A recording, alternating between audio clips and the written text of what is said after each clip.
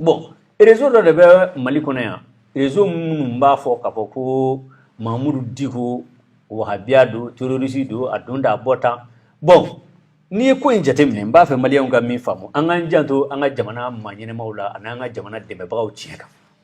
kuma in bɛɛ mago b'o de la bon sisan Mamudu Diko u ko wahabiya don u ko ani ya de bɛ ɲɔgɔn bolo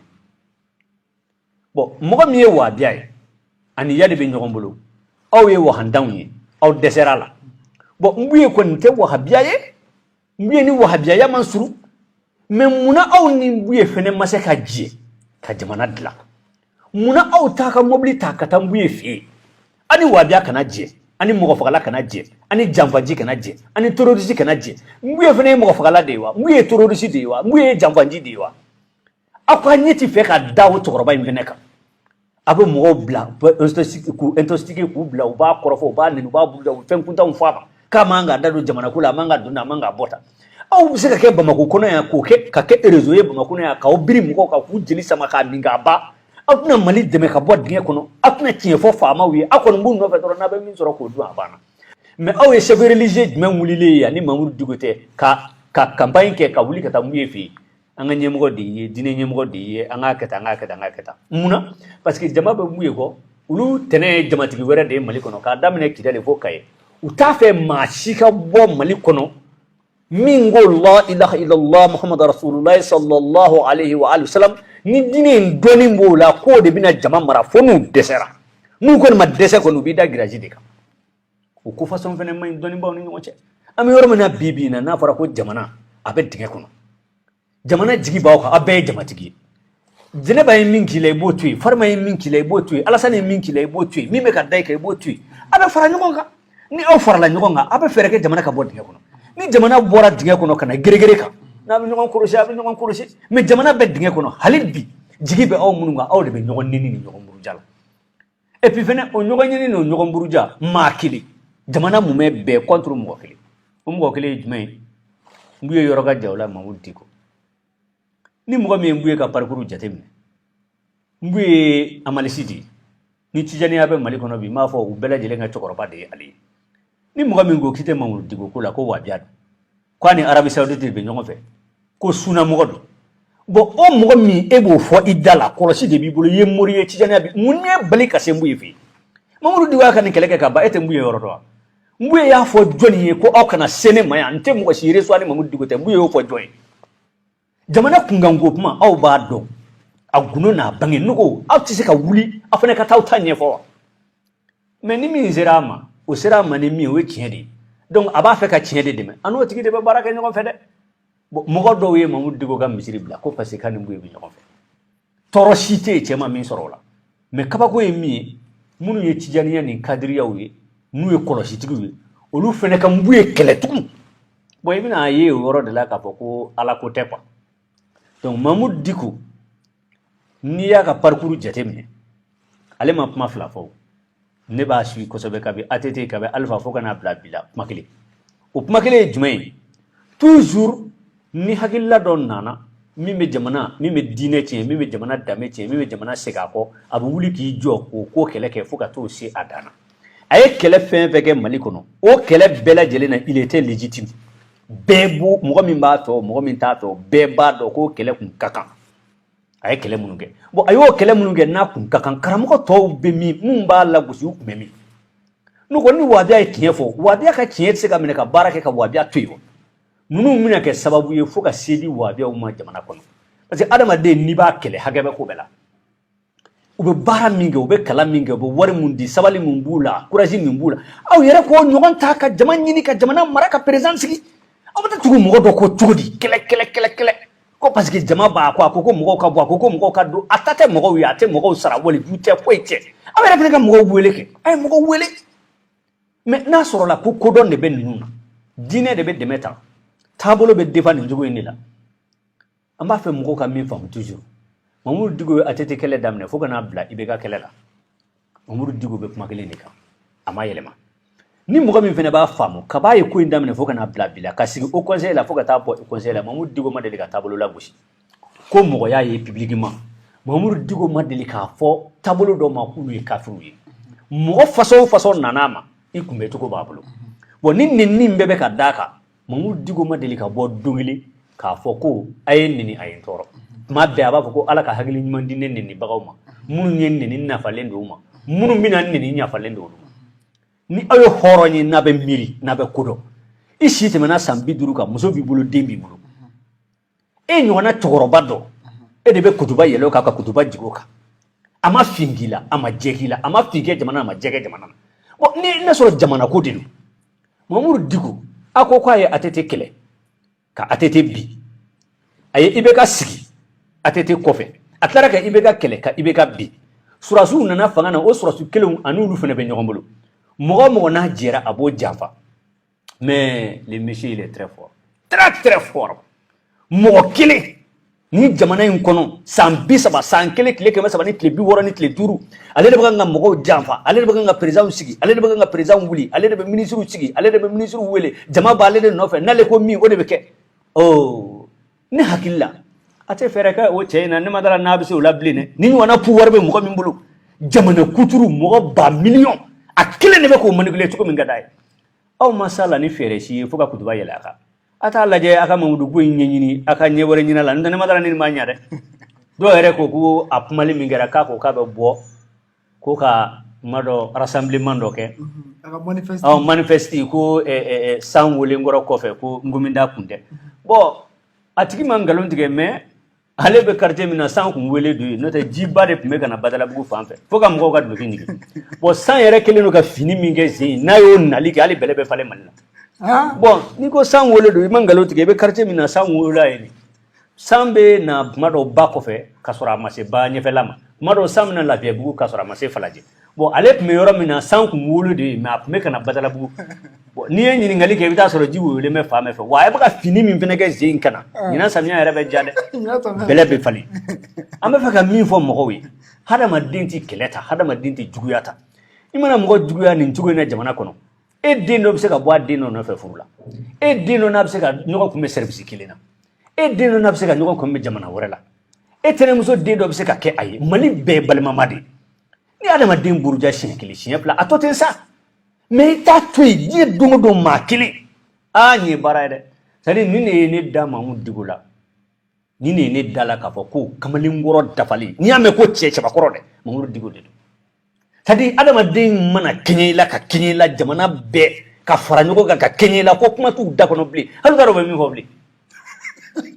bon an kɔni bɛ min ɲini u fɛ an bɛ yɔrɔnin min na komi jamana kɔnɔ bi ne ka kuma in ma dabɔ mɔgɔ la gosi kama mais kuma dɔw bɛ yen n'i b'a tiɲɛ fɔ f'i ka taa yɔrɔ dɔw la quoi Mamadou Dicko mana mina ni ATT bina yani IBK ka fanga tiɲɛna Mamadou Dicko taara ka so surasi minnu ye fanga ta Mamadou Dicko m'a f'u ye k'a ye na n ka so olu de wulila ka bɔ Kati k'a yɔrɔ ɲini ka taa sɔrɔ a ka so k'a fɔ n'an dɛmɛ ni mɔgɔ nana k'a b'i dɛmɛ ni ɲɔgɔnna mɔgɔba jamana ko la hakilila min b'a la a b'a don i la Mamadou Dicko n'olu ka jɛ o fana yɛlɛmalen bɛ k'o kɛ ko wɛrɛ ani IBK fana ka jɛ a ye IBK dɛmɛni min kɛ ka IBK sigi fanga la ni IBK ma ɲa dɔ bɔra k'a fɔ ko IBK ye diɲɛ hɛrɛ bɛɛ k'a ye k'a tilara ka IBK janfa donc i b'a ye k'a fɔ an ka jamana kɔnɔ maliyɛn tɛ se fɛn dɔ fana la n bɛ karisa fɛ mais jɔngola nin jogo in b'a la n tɛ karisa fɛ jɔngola a bɛ se nin na maliyɛn tɛ se o fana na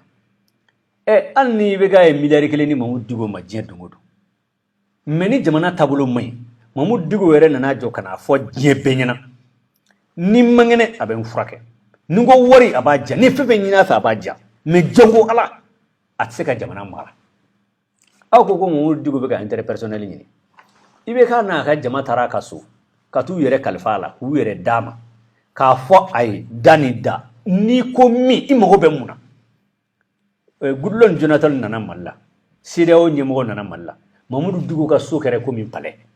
mais mori tɔw bɛ Mali kɔnɔ mun bɛ ka lagosi olu bɛ Mali kɔnɔ est ce que munna u t'aw yɔrɔ dɔn wa u t'a dɔn k'aw bɛ yan munna u ma t'aw fɛ yen nin bɛ se ko dɔ de la minɛ nin ye fɛn dɔ de ye minɛ nin bɛ se ka ko dɔ de kɛ minɛ n'o tɛ u b'aw bɛɛ ka so yɔrɔ dɔn bon a bɛ se o min na dɛ a bɛ se o ko min na dɛ jama min b'a nɔfɛ dɛ aw t'a fɛ k'o de ye n'o tɛ Goodluck Jonathan a quel titre a bɛ taa Mamadou Dicko fɛ yen CEDEAO bɛ taa Mamadou Dicko fɛ yen mun na n ko jamana masakɛ yɛrɛ de ko k'a taa karisa fɛ yen c'est que a bɛ fɛn dɔn barika de b'a la a bɛ ko kalama de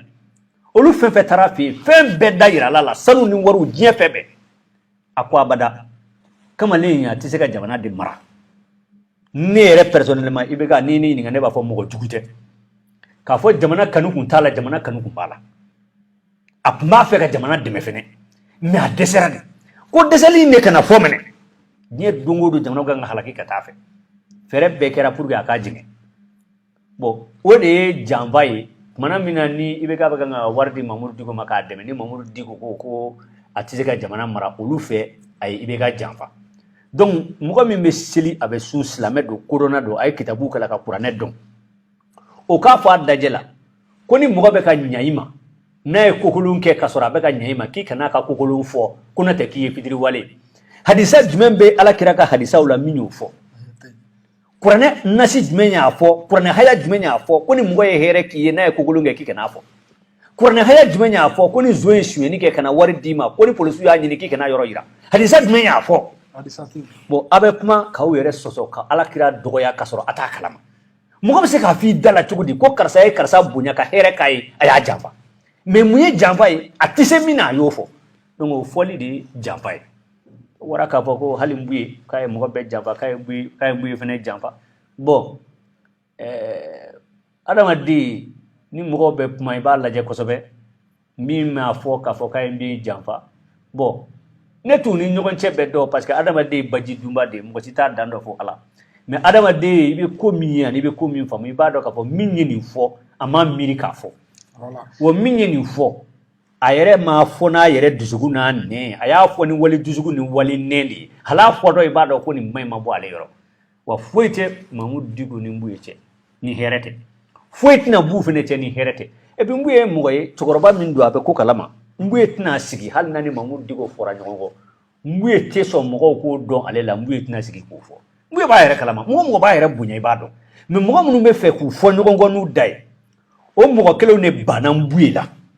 maintenant sisan u yɛrɛ ka jate la Mamuru Diko batira ka ban parce que a burujara a mago bɛɛ sara ka ban u bɛ ka bɔ u da bɛ ka poyi